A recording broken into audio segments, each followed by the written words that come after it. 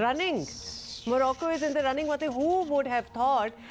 ये बड़े जो disrupts हुए हैं over the weekend, जिसमें रोनाल्डो is also out. आपने देखा था आंसुओं के साथ he was crying. अच्छा, उनका क्या फड्डा चल रहा है कोच के साथ, टीम मैनेजमेंट के साथ? खैर, इससे पिछले वाले मैच में उन्हें खिलाया नहीं था, यहाँ पे उन्हें सेकंड हाफ में ग्राउंड में उतारा गया।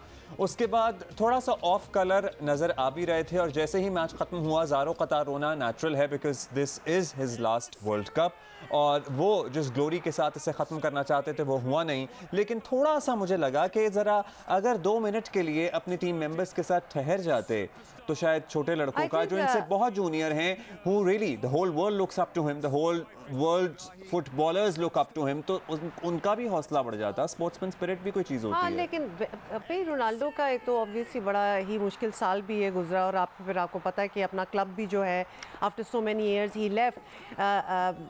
The game is much bigger than him I guess कि वो आप बिल्कुल सही कह रहे हैं। बहुत से लोगों का यही सवाल था कि भाई अब आपकी टीम खेल रही है तो आप बैठे हुए हैं साइड पे। नेचुरली ये डिसीजंस तो पहले ही ली जाती हैं और कोचेज़ ये डिसीजंस लेते हैं, लेकिन उनके आने का भी कोई फ़ायदा नहीं हुआ। टेम्परामेंट भी कोई ख़ास नहीं था, जिस तरह कि आप बता ही रहे हैं। It was just not there. Something was really off about that team as well. So you know, but a player like Ronaldo, you really feel bad for him. क्योंकि जब वो रो रहे थे और इस तरह रो रहे थे, एक लेगेसी है, एक हिस्टोरिक करियर है। ऐसे ही नहीं रोनाल्डो बिला वजह नहीं है कि रोनाल्डो दुनिया का सबसे मशहूर फुटबॉल प्लेयर बन गया। इसके पीछे इनकी मेहनत है, इनका टैलेंट है, सब कुछ है। लेकिन at the same time you can't be bigger than the game and you can't be bigger than your nation and you can't be bigger than your team. ये भी है। अच्छा, लेकिन एक बात ये है कि मैंने at a lot of instances ये बड़े थे भी इन सब चीज़ों से। बिल्कुल, लेकिन हैविंग सेड दैट ये वैसे ही ज़रा स्पोर्ट्स को कंपेयर किया जा रहा था और हमने ये देखा है कि क्रिकेट में बड़े बड़े अपसेट्स होते हैं और टीमें नहीं जीती हैं वो, लेकिन इतना मैंने इमोशनल होते हुए क्रिकेटिंग स्टार्स को कभी नहीं देखा जितने football stars are very ready to cry.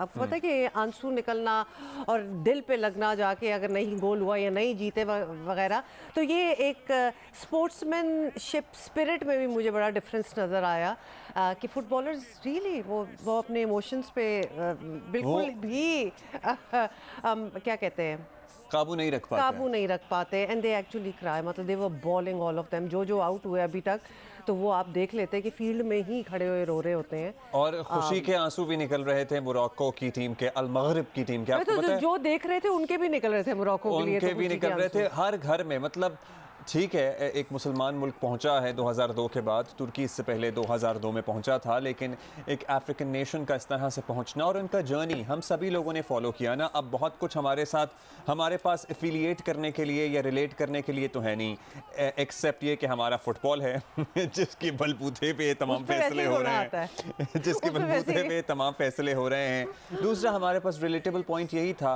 कि एक मुसलमान मुल्क है जिन्होंने फिर जीत के बाद सजदा भी किया। और आपको पता ही है कि मोरक्को जब भी जीतता है या जब भी एक स्टेज से अगली स्टेज पर जाता है तो अपनी सेलिब्रेशन में वो हमारे मजलूम फ़लस्तीनी बहन भाइयों को याद रखना नहीं भूलते। पूरी टीम जो एक ऑफिशियल तस्वीरें जो उनकी खिंचती हैं उसमें उन्होंने फ़लस्तीन का झंडा उठाया हुआ है।